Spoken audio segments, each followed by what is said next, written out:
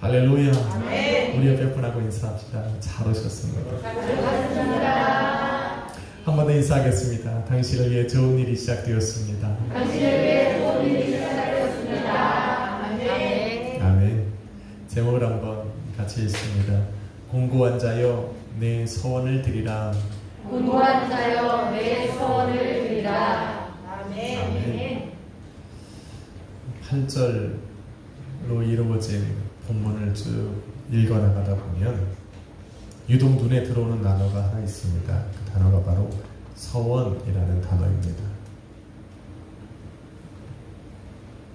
다윗이 어떠한 일로 어떠한 배경, 환경 아래 시편 61편을 기록하고 있는지는 모르지만 다윗이 그 문제를 해결할 수 있는 해답을 자신의 서원에서 찾고 있는 겁니다. 다윗은 이미 하나님께서 자신의 서원을 이미 자신은 하나님께 서원을 드렸고 하나님께서는 그 서원을 받으셨고 그것을 이유로 자신에게 큰 약속을 주셨고 다윗은 시편 61편을 기록하면서 하나님 주님께서 내게 주신 그 약속을 이루어 달라 기도하고 있는 겁니다. 그리하시면 매일 자신의 서원을 이행할 것이라 다시 서원을 하고 있는 겁니다. 여러분, 서원 여러분 드려보셨습니까? 저에게도 하나님께 드렸던 서원이 있습니다. 한참 여의도 순복음교회 원당 성전으로 옮기고 성령 충만을 너무 받고 싶어요. 특히 이제 방언을 너무 받고 싶어서 하나님하고 딜을 하는데 하나님한테 딜했어요. 딜. 하나님, 내가 하나님을 한번 만나고 싶습니다. 저는 모태신앙이에요. 어릴 때부터 이렇게 크리스찬의 가정에서 태어났지만 그래서 하나님을 아버지라고 부르는 거예요. 예수님을 내 입에 달고 사는 거에 지장이 없습니다. 그런데 예수님을 내 마음으로 만나지 못하니까 교회 생활은 너무 잘해요. 교회 생활은 너무 잘하고 말씀대로 살아가는 것도 그냥 이 정도면 됐지라고 생각했는데 내 마음이 예수님을 못 만나니까 알맹이 없는 것 같아요. 그래서 교회를 옮기고 거기에 딱 가보니까 저보다 어린 애들 정말 별천지네.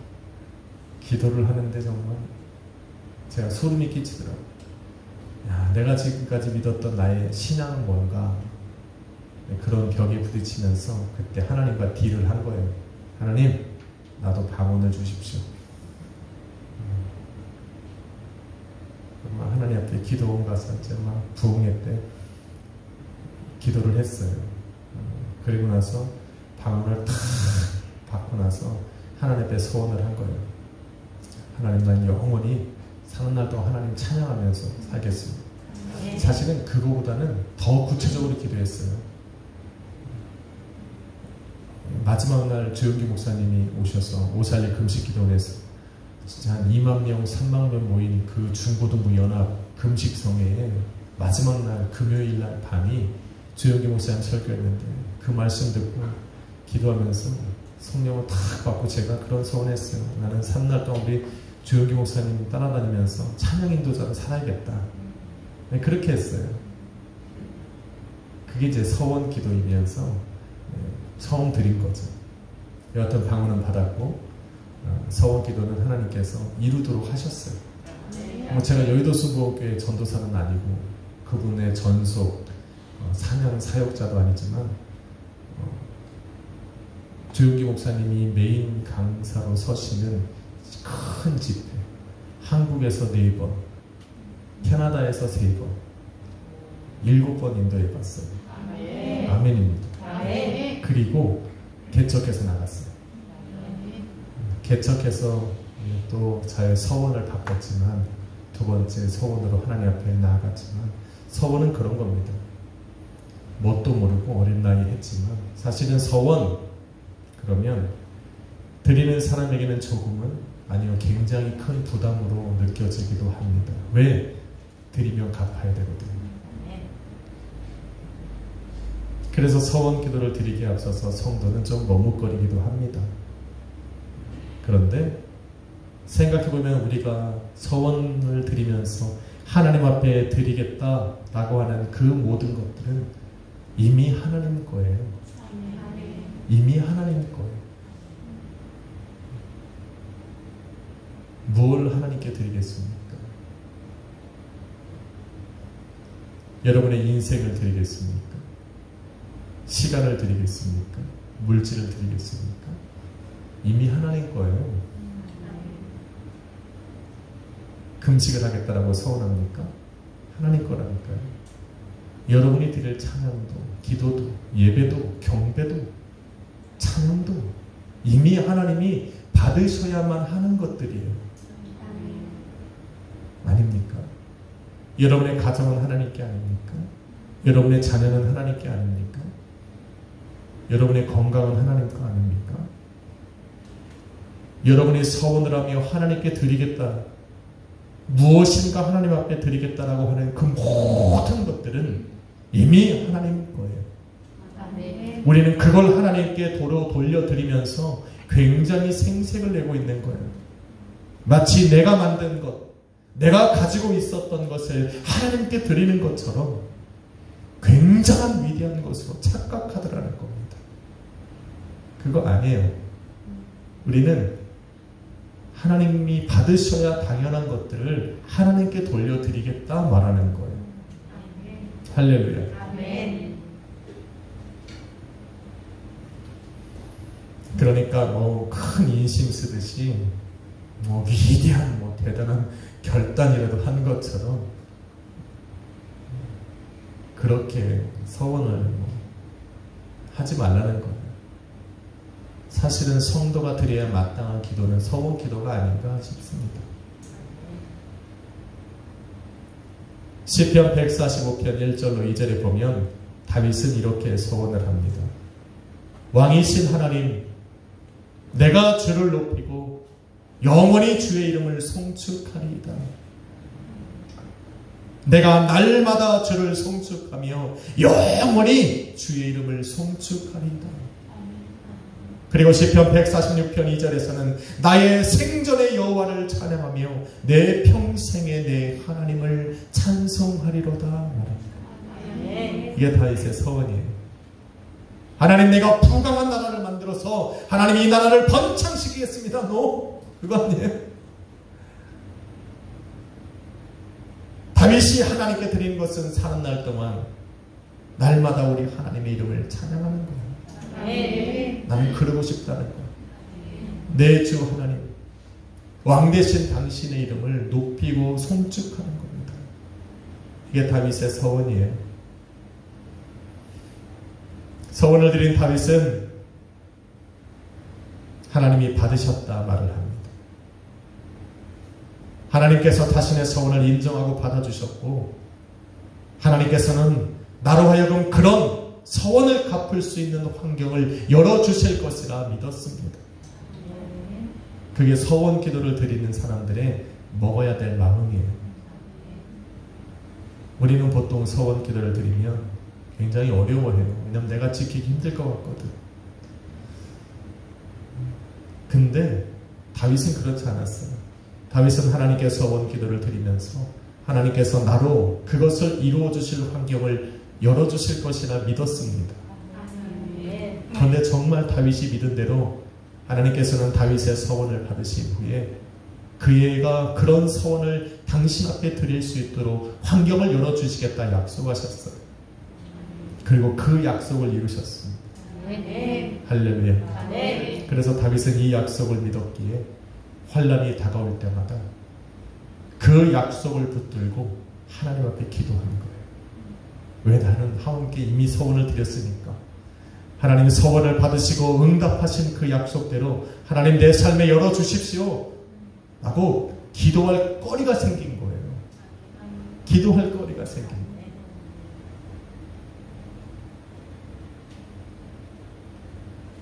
시편 66편 14절에 이렇게 얘기해요. 나의 서원은 내 입술이 바라는 것이라. 내가 환난 때에 내 입이 말하는 것이라 말하라. 환난 때마다 다윗은 하나님께 서원을 기억하여 고백했습니다. 하나님, 나로 이 서원을 이루며 살아갈 수 있게 해주십시오. 내가 사는 날 동안 날마다 우리 하나님을 찬양하며 살아가게 해주십시오라고 기도하는 거예요. 무슨 말이에요? 하나님 그런 환경을 열어달라는 거잖아요. 환난이 다가와서 내가 그러한 일을 행할 수 없을 때 하나님 내 서원을 기억하사 나로 하나님을 찬양할 수 있는 환경을 열어달라고 지금 기도한 겁니다. 그때마다 하나님께서는 응답하셨어요. 여러분, 사도 바울은 이렇게 외쳤어요. 로마서 7장 24절에 오라 나는 곤고한 사람이로다. 누가 사망의 몸에서 나를 건져내려?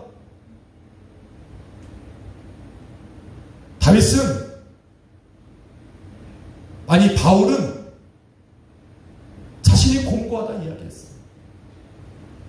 그가 말하는 곤고함이라는 것은 텔라이포러스, 괴로움, 불행, 끊이지 않는 재앙, 시련. 바울은 자신이 사망의 몸에 갇혀 있으면서 이러한 것에서 벗어날 수 없다 지금 이야기하고 있는 거예요. 곤고하다는 거예요. 마음이 무겁다는 거예요. 괴롭다라는 겁니다. 시편 61편을 기록하고 있는 다윗도 지금 곤고합니다. 그래서 2절에 이렇게 고백한 거예요. 내 마음이 약해지고 내가 지금 땅끝에서 부르짖는다. 여러분, 다윗은 수많은 적들과 싸웠습니다. 수많은 시련을 겪으며 살아왔던 사람이 다윗입니다. 그런데 담대함을 잃지 않았던 사람이에요. 그런데 지금 뭐라고 고백합니까? 내가 마음이 연약해졌다는 거. 약해졌다라고 말합니다. 심지어 나의 마음이 약해져서 땅끝에 거하는 것 같다는 말이에요. 여러분, 이 땅끝이 어디입니까? 다윗이 지금 거하고 있는 곳이 아니라 그의 마음이 지금 더 땅끝에 있다는 거예요. 더 이상 갈 수도 없는 곳. 소망이란 남겨져 있지 않은 바로 그 땅끝에 지금 내 마음이 가 있다는 거예요. 한 걸음만 더 가면 아마 떨어져 버릴 수밖에 없네요. 저는 땅끝이라는 단어를 보면서 몇 주 전에 승민영 집사 찬양했던 게 생각이 났어요. 내가 높이 들으면 안 돼. 내가 땅끝에서 널 잡고, 이거 그죠? 너를 부르며 이르기 너는 나의 종이니라. 너를 실어버리지 않으리라. 이거잖아요. 내가 너를 굳세게 하리라. 너를 붙들리라. 나의 의로운 오른손으로 너를 붙들리라. 땅끝. 그러니까 그 찬양이 생각이 나더라고요. 사실은 그 찬양은 다윗이 자기가 곤고할 때 붙들고 기도했던 제목입니다. 그걸 찬양으로 만들어 부른 거예요. 다윗은 자기가 곤고할 때마다 그 말씀을 생각하면서 기도했어요. 그리고 일어났어요. 지금 본문의 이 다윗에게도 지금 이 찬양이 필요합니다.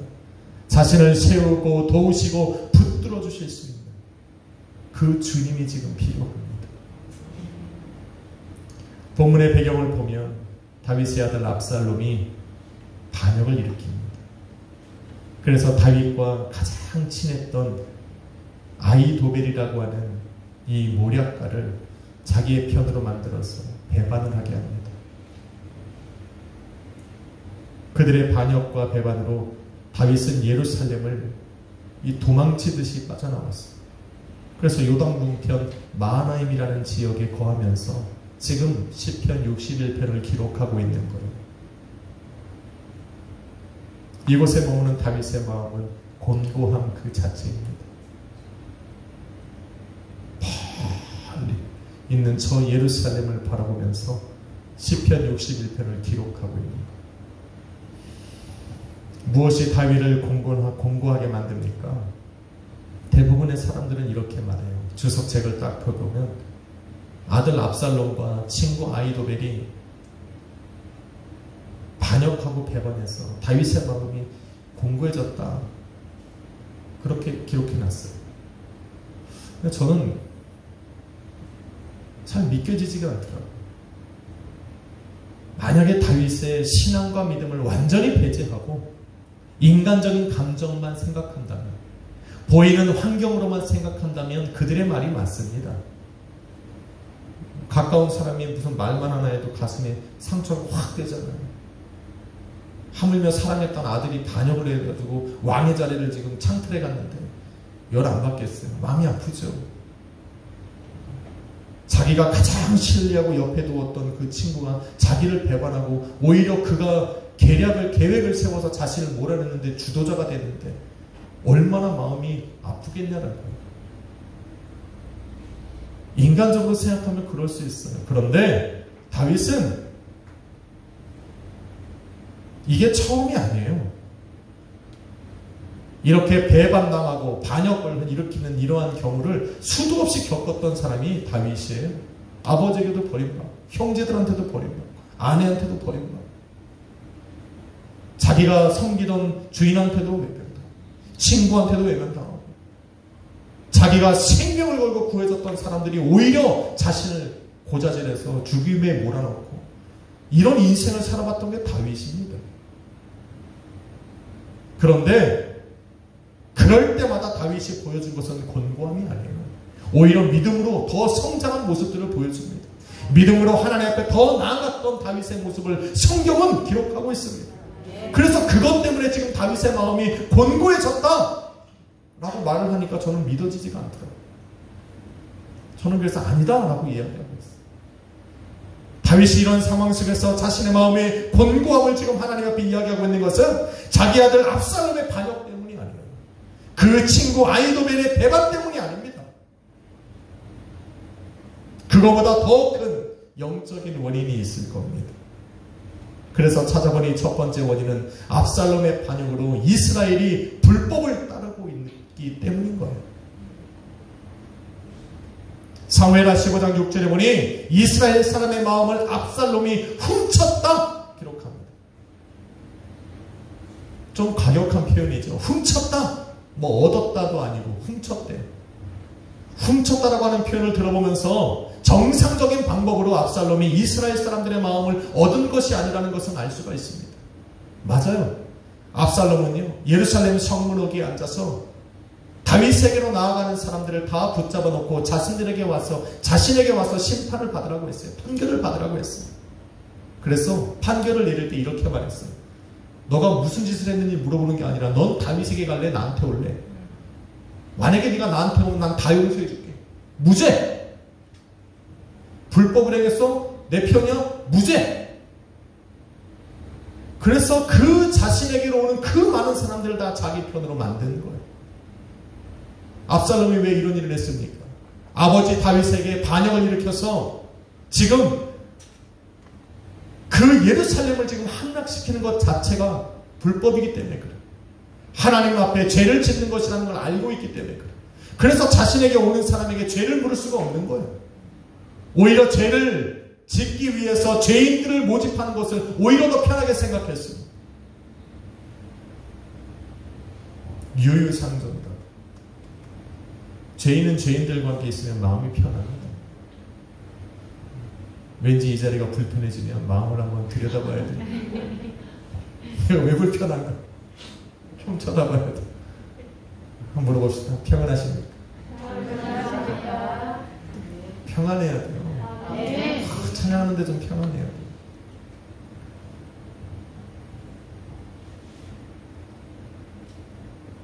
이런 불법을 행하는 자들을 모아서 오히려 다윗과 율법을 따르는 사람들을 제거하는 것이 더 편하기 때문에 압살롬은 이런 방법으로 사람들의 마음을 훔친 겁니다.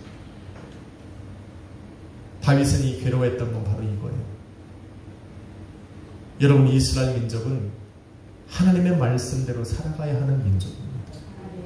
하나님의 말씀대로 살아가야 하나님의 인도와 보호하심을 받을 수 있는 민족. 하나님을 떠나서는 아무것도 할 수 없는 나라가 바로 이스라엘이고 이스라엘 백성들입니다.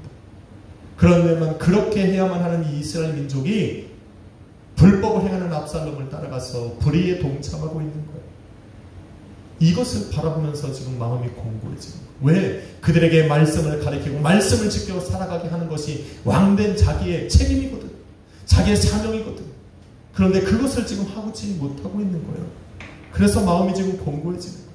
만약에 반역을 일으킨 압살롬이 자신보다 더 의롭고 하나님을 더 신뢰하고 더 경외하는 사람이었다면 분은 나지만 이렇게 마음이 공고하지는 않을 거예요.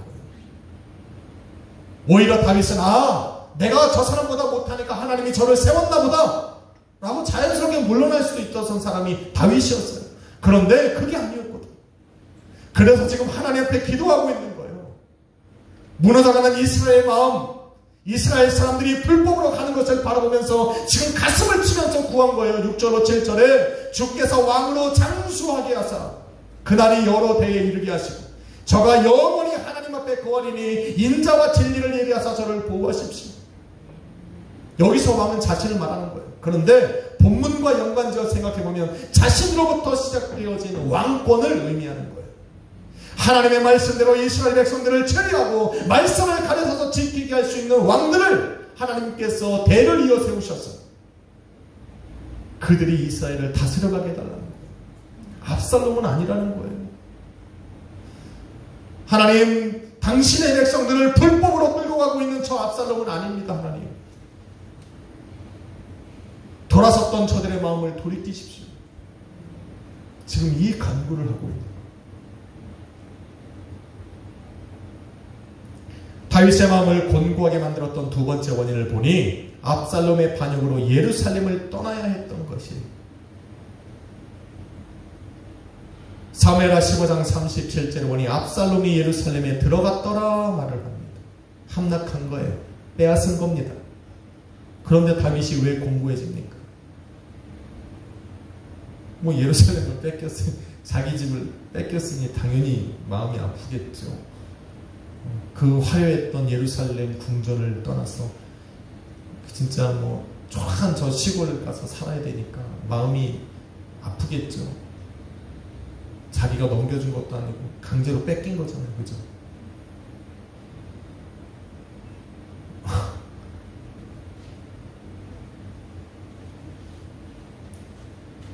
근데 그렇게 생각하면 다윗을 오해하고 있는 겁니다. 다윗은 자신의 화려한 궁전을 빼앗겨서 마음이 공고한 게 아니에요. 여러분, 다윗은 들판에서 양을 치며 살아갈 때도 행복했던 사람이에요. 사울의 칼을 피해서 들판에서 광야에서 홀로 지낼 때도 기쁨을 누렸던 사람이 바로 다윗입니다. 왜? 하나님이 함께 하셨거든. 기억하세요. 하나님이 함께 하셨거든. 그 광야에서 들판에서 밤이나 낮이나 하나님이 함께 하시는 것을 알고 있었기 때문에 다윗은 괴로워하지 않았어요. 그런데 예루살렘을 떠나는 것이 왜 다윗의 마음을 공고하게 했느냐? 예루살렘이 어떤 곳인지를 알면 이해하시기가 편합니다. 여러분, 우리 이런 찬양 많이 하잖아요. 높은 산이, 그죠? 거친 들이 초막이나 궁궐이나 내 주 예수 모신 곳이 그 어디나 하늘나라. 여러분, 다윗에게 예루살렘은 하늘나라였어요. 하나님이 그곳에 계셨거든요. 하나님이 임재하시고 하나님의 영광이 있는, 하나님의 그 언약궤가 모셔져 있는 성막이 예루살렘에 있었거든요. 예루살렘이라는 것은 바로 그에게, 다윗에게는 바로 하나님의 나라였어요. 그러나 하나님의 나라를 놔두고 지금 떠나가 있는 상황, 다윗의 마음은 공고하지 않을 수밖에 없어요. 예루살렘은 어떤 곳입니까? 여호와의 언약궤가 있는 곳일 뿐만 아니라 하나님의 말씀이 선포되어지는 곳이에요. 이스라엘의 왕으로서 이스라엘 백족에게 하나님의 말씀을 가르치고 말씀 안에 살아가게 할 수 있는, 그 살아계신 말씀을 받을 수 있는 바로 그 곳이 예루살렘이었어요. 여호와 하나님의 임재와 영광이 있는 곳. 그래서 그 앞에 나아갈 때에 자신의 모든 것을 내려놓고 가장 낮은 자신의 그 본질적인 모습을 가지고 나아갈 수 있었던 곳, 그곳이 예루살렘이었어요. 하나님 앞에 나아가는 다윗은 자신이 세상의 높음을 다 내려놨어요. 다윗이 지금 61편을 기록하고 있을 때쯤에 다윗의 이름은요, 정말 이방인들이 다 알 정도로, 이방 나라에서도 이름을 떨칠 정도로 위대한 왕이었어요. 그런데 그런 다윗이 유일하게 하나님 전에 나아갈 때만 자신의 모든 높음을 내려놓고 가장 낮은 자의 모습으로 나아갔어요. 자기 자신과 만나는 시간이에요. 왕관을 벗어던져 화려한 옷들을 다 제거하고 죄인된 자신의 모습 그 자체로 나아가는 곳, 바로 그곳이 하나님의 성전이었고 예루살렘이었다니까요. 이런 곳을 버려두고 도망치듯 떠났으니 다윗의 마음이 공고하지 않을 수가 없어. 그래서 4절에 말한 거예요. 내가 영원히 주의 장막에 거하며 내가 주의 날개 아래 피하겠다. 돌아가고 싶다는 거잖아요. 주의 장막 안으로 가고 싶다는 거잖아요. 내 생명을 구해달라는 것이 아니라 내 생명이 있는 그 하나님 날개 안으로, 당신의 그 장막 안으로 다시 돌아가고 싶다 지금 이야기하고 있는 거잖아요. 성도는 본질을 어디서 찾습니까? 성도된 저와 여러분이 들어가서 진정으로 거해야 할 곳이 어디냐는 거예요. 저와 여러분이 모든 세상의 것들을 다 내려놓고 바로 그 본질된 나와 만날 수 있는 곳이 어디냐는 거예요. 예수 그리스도를 아는 사람들이면 분명히 예수 그리스도밖에 없다고 지금 이야기할 거예요. 바로 예수 그리스도의 몸된 교회 안에 가서 나를 만날 수가 있는 거예요. 나 세상에서 떵떵거리며 살아갔던 내가 아니라, 화려했던 내 모습이 아니라 하나님이 기뻐하시는 모습으로 설 수 있는 바로 그곳, 하나님을 진정으로 만날 수 있는 그 내 모습을 발견할 수 있는 바로 그곳은 바로 주님의 몸된 교회밖에 없어요. 비록 그곳에 나가서 나의 죄인된 모습을 발견할지라도 우리는 그곳으로 가야만 나를 만날 수가 있어요. 세상에서 떵떵거리던 사람들도, 명예와 명성이 높고 지식을 높고 학식이 뛰어난 사람들도 예배 안에 나올 때는 죄인의 모습으로 하나님 앞에 서게 됩니다. 그게 나의 모습이라는 걸 깨닫게 돼요. 거기서부터 우리는 다시 새로워지는 겁니다. 할렐루야. 아멘. 다윗이 지금 그걸 못하니까 마음이 공고해진 거예요. 그 화려한 예루살렘 그 집이 지금 떠나서 안타까워하는 게 아니에요. 다윗의 마음을 공고하게 만든 마지막 세 번째 원인은 하나님께 예배할 수 없는 환경입니다. 다윗은 5절에 이렇게 말해요. 하나님이여 내 서원을 들으시고 주의 이름을 경외하는 자가 얻을 기업을 내게 주십시오. 서두에 말씀드린 것처럼 다윗이 하나님께 드린 서원은 이겁니다. 왕이신 하나님을 높이고 영원히 주의 이름을 송축하는 것, 사는 날 동안 날마다 주의 이름을 찬양하고 영원토록 우리 주님을 높이는 것.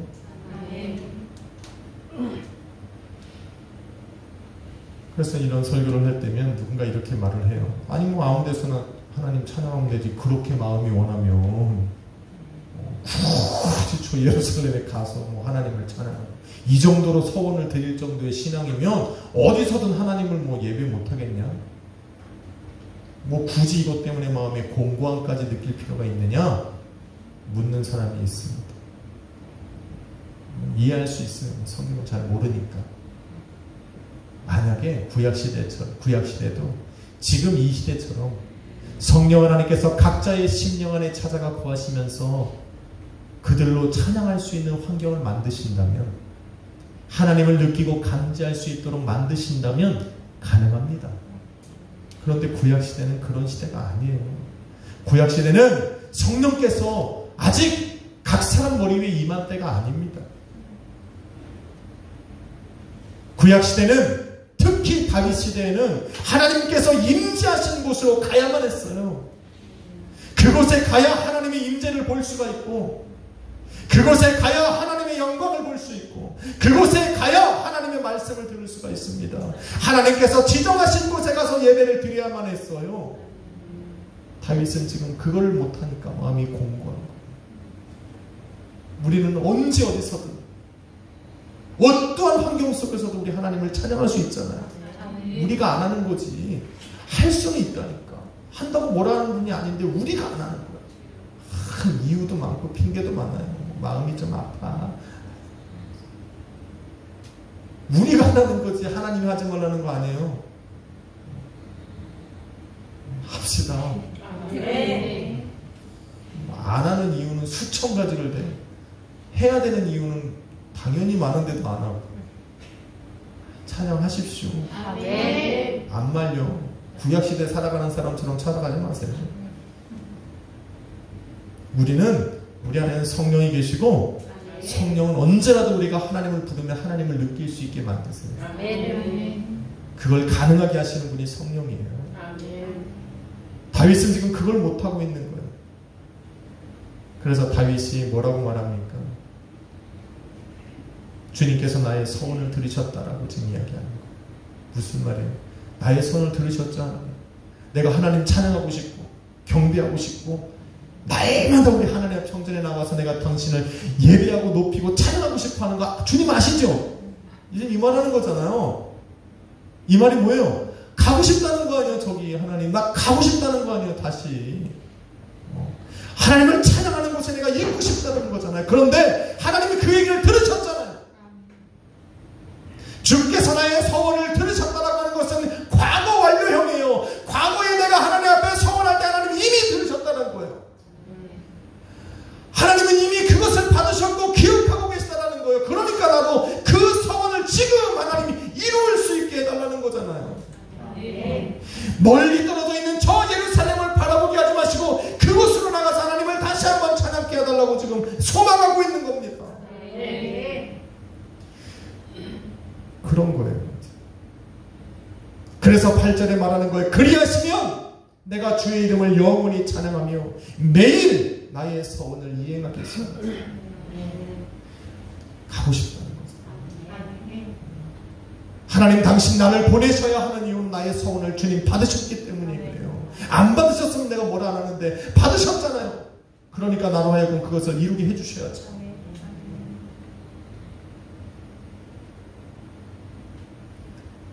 하나님께서 들어주셨을까요? 들어주셨죠. 다윗의 역사는 여기서 안 끝났습니다. 결국 다윗이 기도한 대로 부르짖은 대로 상황은 종료되고 다윗은 예루살렘으로 돌아갔습니다. 그래서 그곳에서 다윗은 수많은 시편을 지어 노래합니다. 매일마다 우리 하나님을 찬양하고 그의 침상에서도 밤이나 낮이나 하나님의 말씀을 묵상하며 그의 이름을 높입니다. 할렐루야. 아멘. 사랑하는 성도 여러분,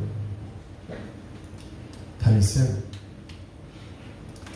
주님의 언약궤가 있는 예루살렘을 떠나 살면서 자신이 땅끝에 거한다라고 말합니다. 주님 앞에 나아가서 주님을 예배하지 못하고 주의 임재와 영광을 볼 수도 없고 그래서 자신에게 주어진 그 사명을 이룰 수 없으며 자신의 마음은 공고하다 지금 고백합니다. 아마도 다윗의 이런 고백은 주님 없이도 잘 살아가고 주님 없이도 잘 살아갈 수 있을 것이라 믿는 사람들에게 아마 신앙의 도전을 주고 있을 겁니다. 여러분 우리는 알고 있어요. 하나님께서 사람을 창조하시고 그 코에 생기를 불어넣을 때 그들이 생명이 된 것을 알 수 있습니다. 하나님의 성령이 없이는 우리의 영이 살지 않고는 하나님 앞에 죽은 자와 같습니다. 또 하나님께서 우리의 영을 살리심으로 범사가 잘되고 강건한 축복이 온다는 것도 우리는 알고 있습니다. 그런데 우리는 여전히 육의 생각에 앞서고 육의 감정으로 사로잡혀 보이는 환경에 휘둘려서 우리의 소원을 갚지 못하며 살 때가 참 많습니다.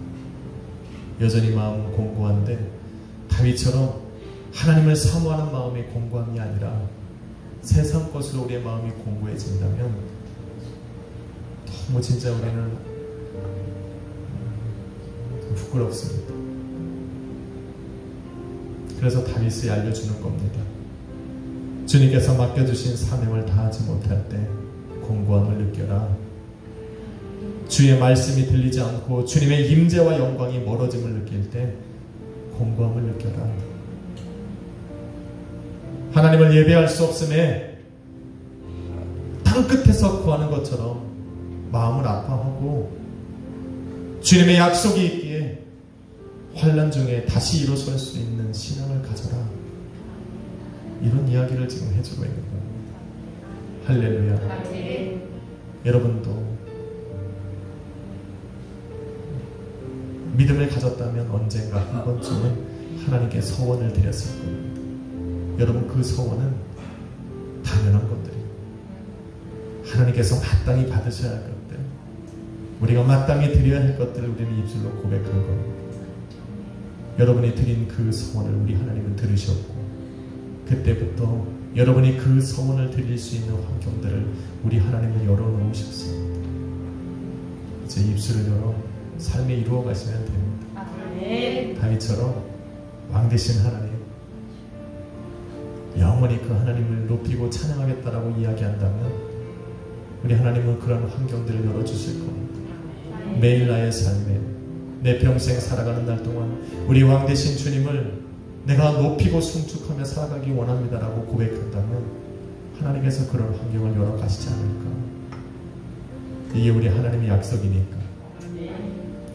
여러분 마음이 공고해질 때마다 여러분이 드린 그 서원의 기도를 기억하십시오. 그것을 들으시고 여러분의 환경을 열어가신 그 하나님을 의지하면서 오늘도 붙들고 기도해 봅시다. 다윗처럼 하나님이 인도해 주실 겁니다. 기도하겠습니다. 걸어가신 아버지 하나님, 다윗처럼 우리도 입술을 열어 아버지 앞에 우리의 소원을 드립니다. 왕되신 주님을 찬양합니다. 높으신 주의 이름을 높여드립니다. 내 평생 사는 날 동안 날마다 주님을 찬양하고 주의 이름을 송축하겠습니다. 이것이 우리의 소원입니다. 이러한 삶으로 주님 앞에 서는 날까지 살아갈 수 있도록 우리의 환경을 열어 주옵소서. 아버지, 세상 염려와 근심, 때론 우리의 감정과 우리의 마음들이 이런 우리의 소원을 가로막지 못하도록 우리의 환경을 열어주시고, 우리의 마음이 어디에 있어야 하는지를 다윗이 알려준 것처럼 항상 하나님께 두며 살아갈 수 있는 우리 악시의교회 성도님들 되게 하여 주옵소서. 사랑하는 자녀, 내 영혼이 잘된 같이 내가 범사가 잘되고 강건하기를 내가 간구하노라. 우리의 영으로 주님 앞에 나아갑니다. 우리의 영으로 주님 앞에 소원을 드립니다. 받아 주옵소서. 예수님의 이름으로 기도했습니다. 다윗이 드렸던 서원인데 우리 입술 열어 한번 고백할까요? 왕이신 나의 하나님, 내가 주를 높이고 영원히 주의 이름을 송축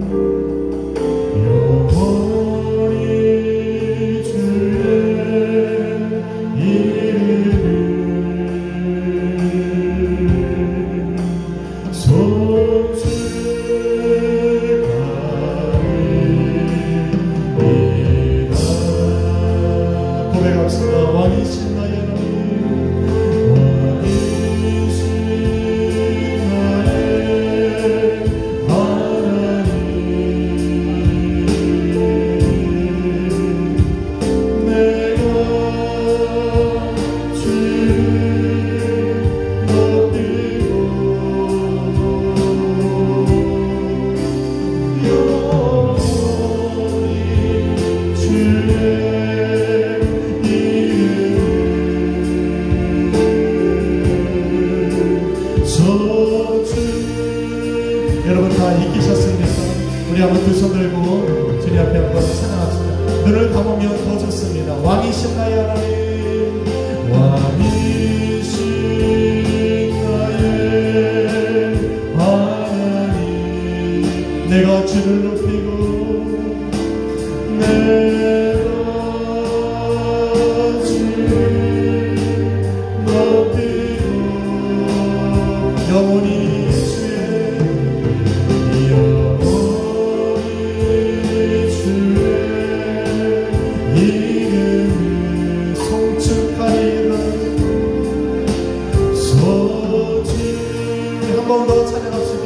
왕이신 나의 하나님, 내가 주님을 높입니다. 주여 받으십시오. 왕이신 나의 하나님,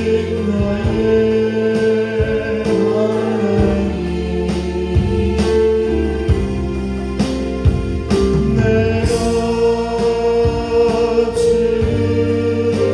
높이고